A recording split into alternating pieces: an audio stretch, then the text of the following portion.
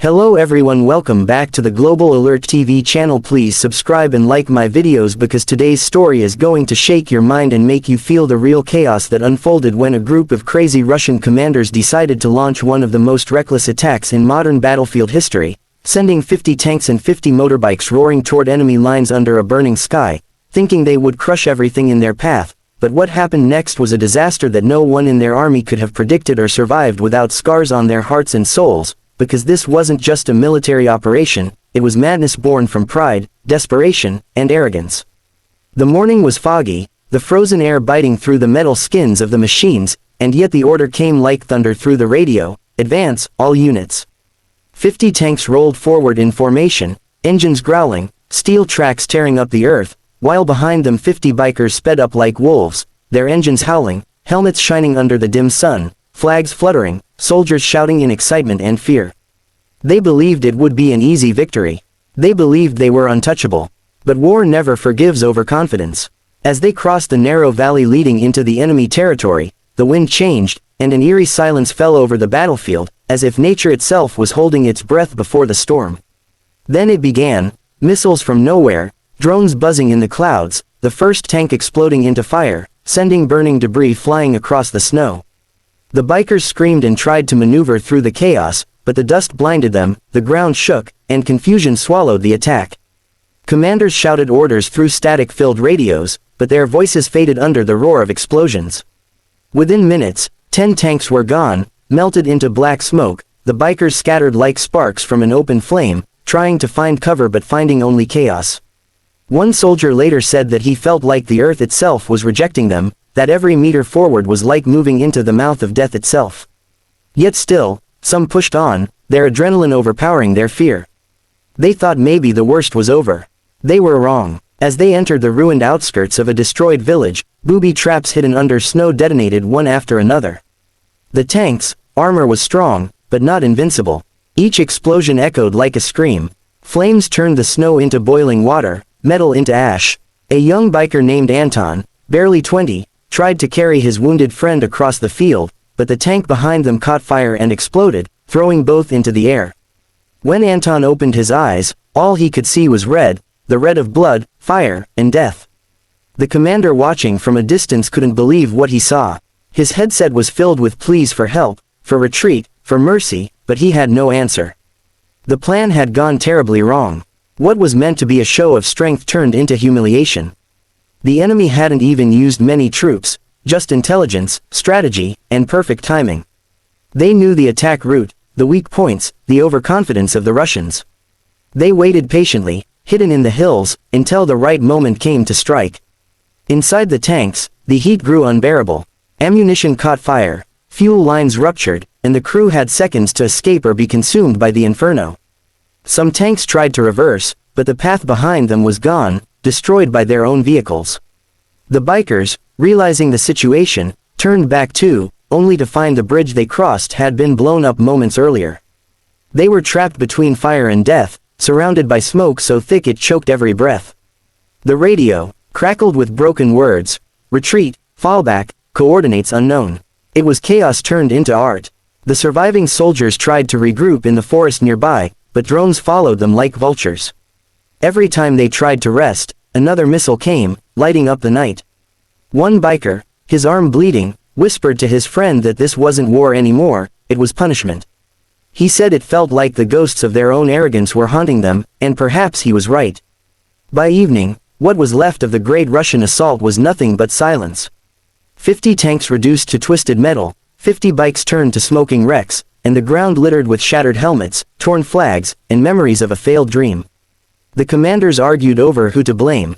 Some said it was bad intelligence, others blamed weather, some blamed cowardice. But the truth was simpler.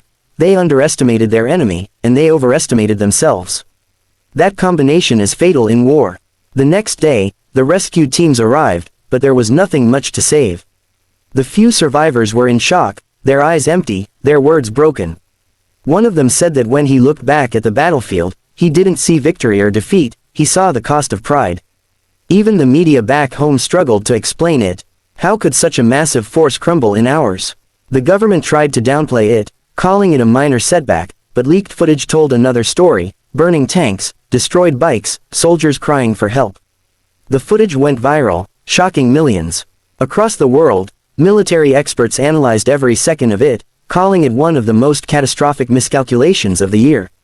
The crazy Russian attack that was supposed to show dominance instead showed vulnerability. The message was clear: no matter how powerful your machines, without wisdom, courage, and humanity, every war plan becomes a suicide note. In the aftermath, investigations began. Engineers studied why the tanks failed under pressure, why communication systems jammed, why drones slipped through defense lines so easily. They discovered that the attack wasn't just a tactical error, it was a chain reaction of neglect. The tanks were outdated, the bikers undertrained, the coordination sloppy. It was a recipe for disaster long before the first shot was fired. But beyond the military reports, there was something deeper, a moral question. Why had these men been sent into a hopeless mission? What did they die for? Was it duty, or was it someone's hunger for power and recognition? Those questions hung heavy in the air, unanswered. Among the ruins, a few locals returned to their homes days later. They found scorched fields, melted steel, and the smell of war still clinging to the wind. They found letters half-burned inside tanks, letters from soldiers to their families, dreams that would never be fulfilled. One letter, found in a biker's jacket, simply said, "If I don't come back, tell my mother I wanted to be a teacher." That line broke many hearts. News anchors read it aloud on live television, and for the first time, even those who once cheered for the war felt silence fill their rooms. But the story doesn't end with destruction. It ends with reflection. The surviving officers learned the hardest lesson of their lives: technology without humanity is hollow. The so-called safety features of their armored vehicles couldn't save them from their own decisions. The thick steel, automatic fire systems, heat sensors, none of it mattered when the strategy was rotten. In contrast, the enemy's unique selling point wasn't their weapons, it was their patience and precision. They used fewer machines but smarter tactics, fewer men but stronger coordination. Price-wise, the Russians paid far more than money, they paid in lives. As weeks passed, the wreckage was cleared, but the scars remained. Soldiers spoke of nightmares, of hearing the engines of those 50 bikes echoing in their dreams. Some couldn't bear the sound of thunder because it reminded them of explosions. Psychologists called it trauma, veterans called it guilt.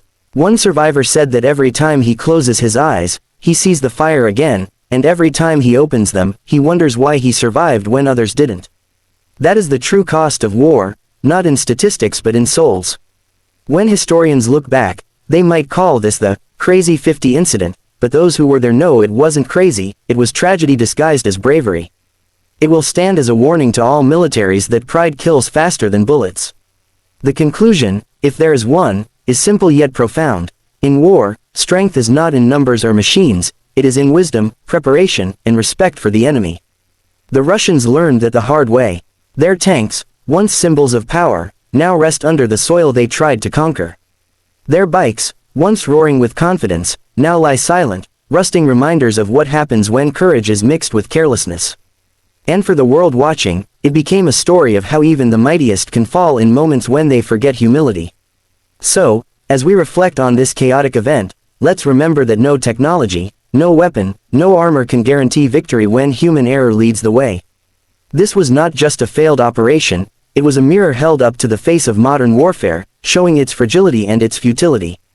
The crazy Russian attack that began with confidence ended in confusion, proving once again that war is never a game, and every decision written in arrogance is written in blood.